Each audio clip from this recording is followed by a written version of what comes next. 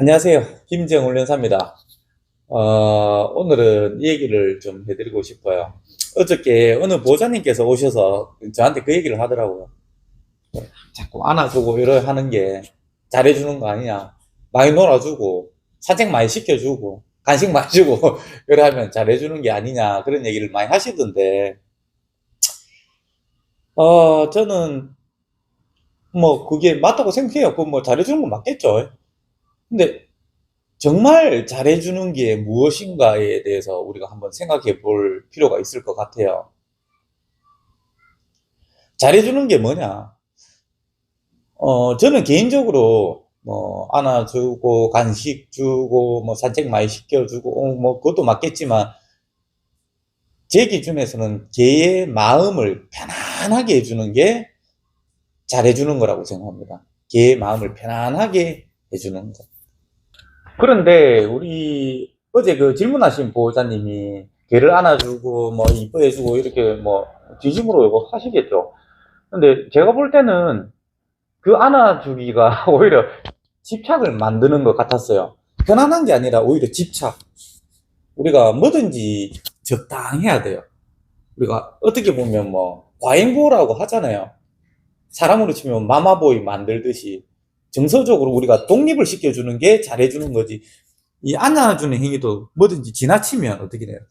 집착, 이제 강박증이 생겨버려요. 떨어지면 낑낑거리고 불안하게 만들고. 그러면 우리가 과연 그 안아주는 행위가 잘해주는 게 맞을까요? 저는 아니라고 생각합니다. 산책도 마찬가지예요.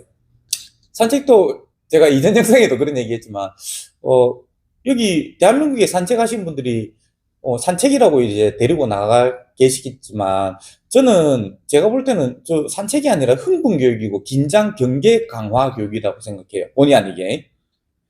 어, 산책도 편안한 산책을 자주 해야 되는데, 흥분하고 다른 길을 보고 경계하고 짖거나 달려들거나, 그리고 한겨울에도 앞전 영상에도 얘기했지만, 이게 한겨울에도 꽃 가라앉지도 않고 이런 산책을 계속 하게 되면, 그게 잘해주는 게 아니라 오히려 긴장하고 흥분도만 놀려버려요.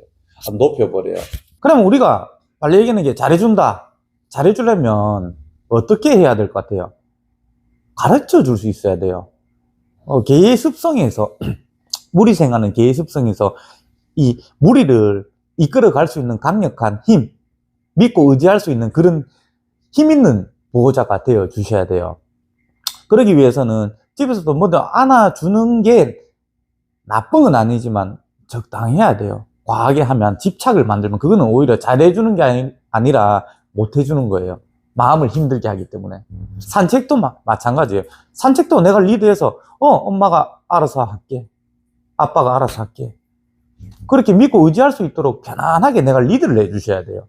그런데 우리는 단순하게 사람의 관점으로 잘해준다고 하는데 개의 긴장도만 높여버려요. 흥분도만 높이고. 좋아하는 거하고 흥분하는 거하고는 다릅니다.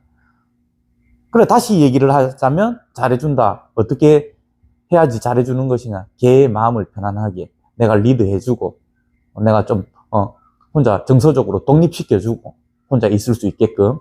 그래서 이걸 참고하셔서 조금 기존에 내가 조금 이거를 집착을 시키고 흥분을 시켰다 하면 새로운 접근 방식으로 조금 양육의 변화를 주셨으면 좋겠습니다. 네, 감사합니다.